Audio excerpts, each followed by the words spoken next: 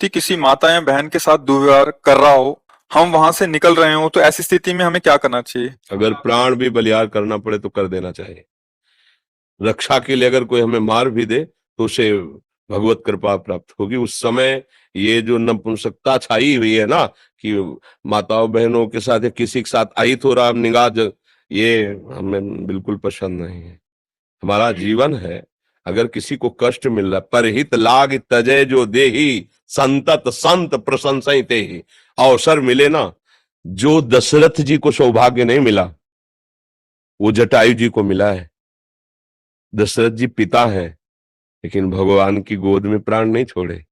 भगवान के विरह में प्राण छोड़े हैं, लेकिन जटायु जी भगवान की गोद में प्राण छोड़े हैं। जानते हो क्यों? क्योंकि उन्होंने सियाजू के लिए अपने प्राणों की बाजी लगा दी। सियाजू को रावण हरण कर लिए। जानता है जटायु कि मैं रावण के सामने क्या हूं, बड़े बड़े दिक्पाल कांपते हैं, लेकिन एक पक्षी जटायु अपने पंख को प्रहार से उसको रावण को विचलित कर दिया। चोंच पंजे पंख के प्रहार से, कि तुम्हें माता को नहीं ले जाने देंगे, सीता जी को नहीं ले जाने देंगे। उस चंद्रहास के द्वारा पंखे काट दे, व्याकुल होकर गिर पड़ा। हार हम हार हम। आगे पड़ा जटायु देखा, चितवत राम चरण की रेखा। भगवान ने गोद में उठा, अंत्येष्टि के अंत समय उसका भगवान की गोद में प्राण निकला। और जो दशरथ जी की अंत्येष्टि क्रिया भरत जी ने की, राम जी ने स्वयं अंत्येष्टि क्रिया जटायु जी की। समझ रहे ना? दूसरों की रक्षा के लिए यदि हमारे प्राण भी चले जाते हैं तो हमें भगवान की कृपा प्राप्त होगी।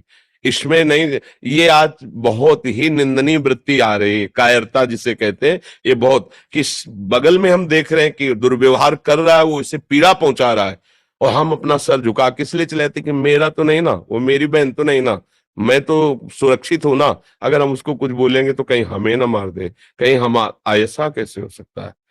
अगर इतनी व्यवस्था हमारे दिमाग में स्वसुख की छा गई है तो मनुष्य कहलाने योग्य नहीं है हम भाई। पशु कहलाने योग्य है, मनुष्य तो कहलाने योग्य नहीं है। एक बार अपने स्वरूप में आ जाओ, भगवान के अंश हो, एक बार आ जाओ। मरना एक बार है, 100 बार नहीं। ध्यान रखना, 100 बार नहीं मरना है, एक बार मरना है, और वो निश्चित समय है। कोई बिना समय के मार नहीं सकता, क्योंकि एक ही भय होता है जो डराता है, कहीं मृत्यु ना आ जाए, और वो हमने स्वीकार कर लिया है। बस फिर देखते हैं, यही स्वीकार करके बाबा जी बने थे कि अब मैं मरा। बच्चा थे, कौन रखेगा, कहाँ रखेगा, क्या भोजन मिलेगा, कैसा मिले, पहले घर के निकलने पहले ही मन ने ऐसा मारा कि अगर ठाकुर जी की कृपा न होती तो पहले ही बाण में गिर जाते।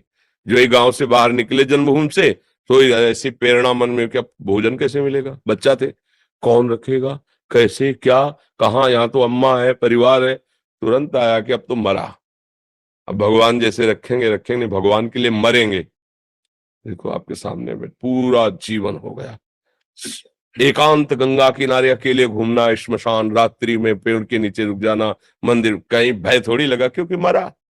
प्रभु के लिए जीवन अर्पित, अब जैसे ऐसे कोई टच नहीं कर पाया। हाँ, उनका विधान है तो कोई गाली देगा, कोई अपमान करेगा, थोड़ा मजबूत करने के लिए ऐसे कोई। तो ये तो होना चाहिए कि जैसे हम निकल रहे, कोई हमारी बहन को छेड़े तो उस समय आप ग्रीवा झुका के जाएंगे क्या? मारो मती, उसको बंदी बनाकर, हमारा कानून है, कानून को अर्पित करो। हिंसा करके तुम नया अपराध मत करो, पर कोशिश करो बचाने की। उसको बचाओ और उसको बंदी बनाने की। यदि उसमें कुछ होता है तो भगवान जाने।